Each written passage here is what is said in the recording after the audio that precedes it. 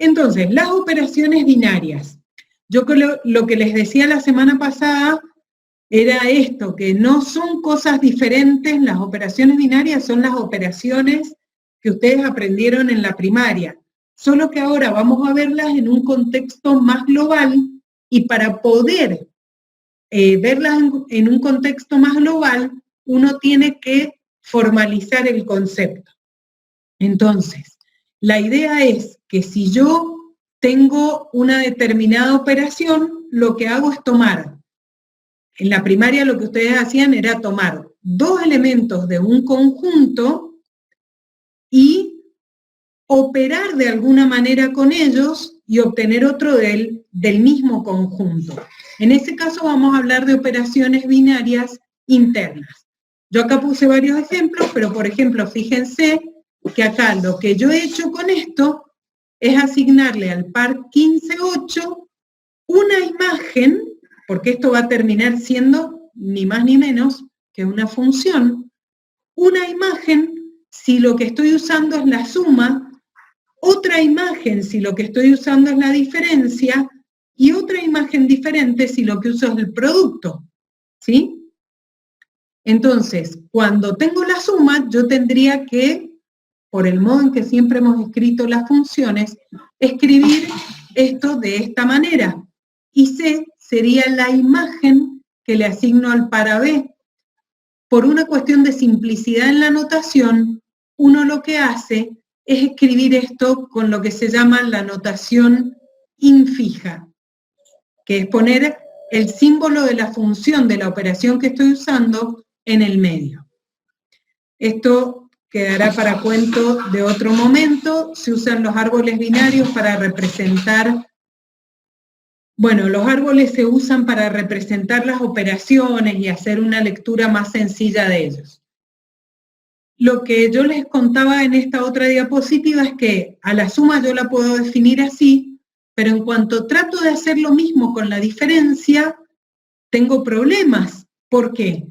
Porque no a cualquier par ordenado de naturales, cuando yo hago la resta de las componentes, puedo obtener como imagen otro número natural.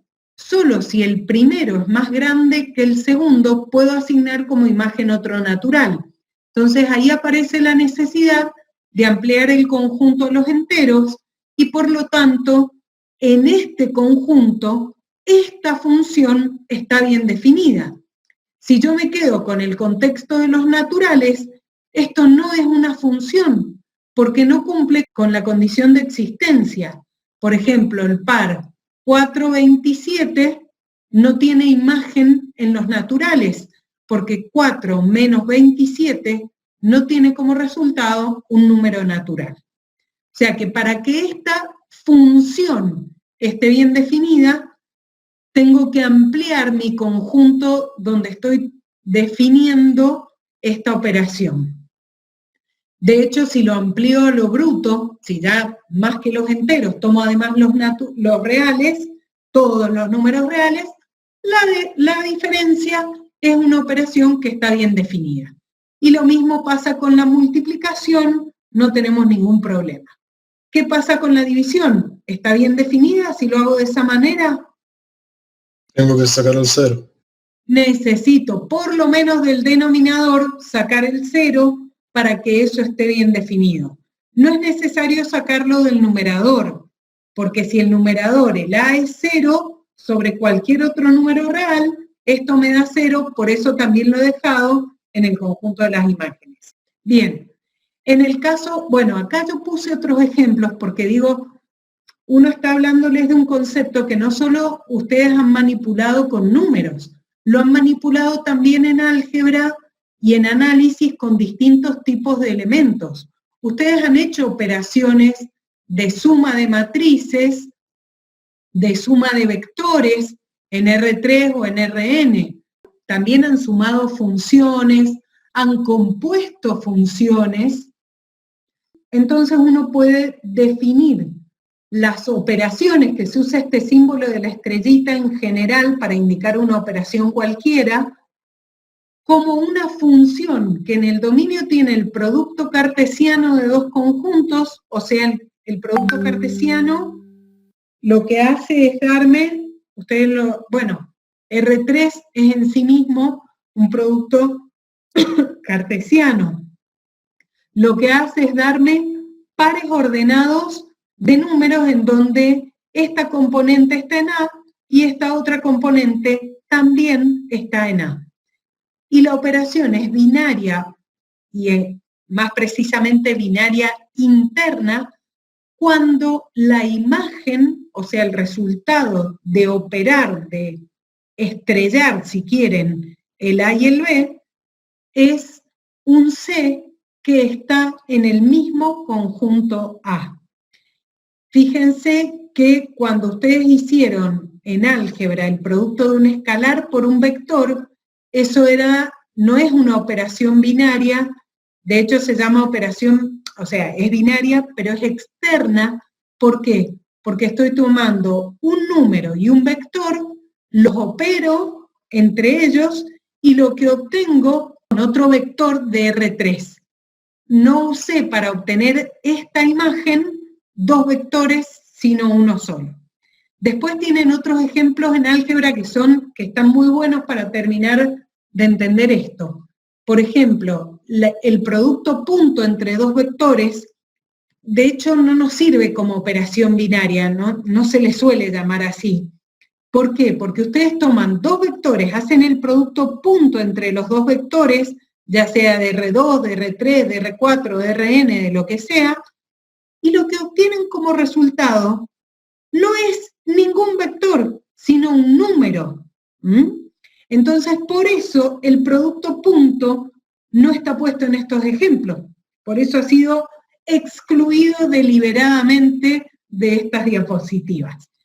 ¿Quién sí sería entre vectores una operación binaria? Producto cruz y producto punto.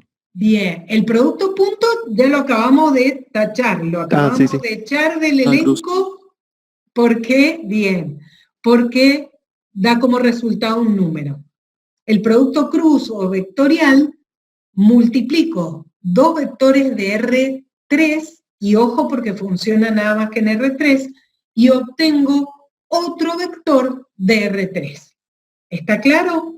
Entonces ese sí sería una operación binaria interna, porque estoy pescando dos tipos, esto que voy a decir suena pero a barrio mal, Estoy pescando dos tipos de la misma calaña, los relaciono y obtengo otro exactamente de la misma forma, que esté en el mismo conjunto.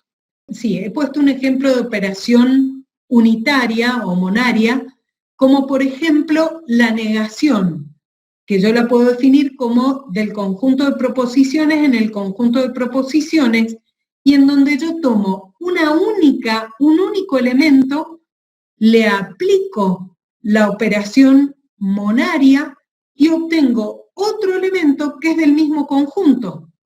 ¿Cuál se les ocurre en matrices? ¿Puede ser la transposición? Casi que sí, pero habría que explicar algo más. La traspuesta de matrices... La determinante. Paren, analicemos las dos. Primero la traspuesta. ¿La traspuesta en qué conjunto? Para que la imagen vuelva a ser del mismo. ¿Sí? Las operaciones unitarias tienen que pescar un tipo del conjunto A, o sea, que tenga cierta forma, transformarlo y darme otro elemento del mismo conjunto. ¿En qué tipo de matrices tendría que aplicarlo? Cuadrada. Bueno, cuadradas, por ejemplo, de orden 5. Si yo restringo y la defino mi operación del conjunto de las matrices cuadradas de orden 5, en las cuadradas de orden 5, ahí sí la traspuesta es una operación unaria. ¿Está? Porque yo transpongo una matriz de orden 5 y lo que obtengo es otra matriz de orden 5. ¿Estamos? Acá el otro ejemplo que yo les había puesto es el del complemento de un conjunto. Cuando yo tengo en parte, yo tengo un conjunto X, por ejemplo. Si quieren imaginarse algo, imagínense el conjunto que tiene, no sé, las letras del alfabeto. P de X, esto que tienen escrito acá, es el conjunto, es una colección de conjuntitos, o sea, sus elementos son a su vez conjuntos, que son todos los subconjuntos posibles de ese X. O sea, todos los conjuntitos que yo podría armar con letras del alfabeto. Con ninguna letra, con una, con dos, con tres, con cuatro, con cinco, como sea. Y la operación complemento es una operación monaria porque toma a un conjunto cualquiera, supónganse que en A yo puse todas las vocales. ¿Quién sería el complemento de A? Sería lo que tiene ese universo de referencia menos las que estaban en A. O sea, si yo al alfabeto le quito las vocales, me van a quedar todas las consonantes, ¿sí? Entonces, el complemento de A es todo lo que está en el universo, pero no está en el conjunto A. Es como lo que queda fuera de ese A, pero obviamente dentro del contexto en el que yo estoy trabajando. Todas estas operaciones, tanto binarias como unarias, tienen peso, tienen utilidad según las propiedades que cumplan. Y a esas propiedades es a las que nosotros nos vamos a tener que, en esas propiedades es en las que nos vamos a tener que concentrar.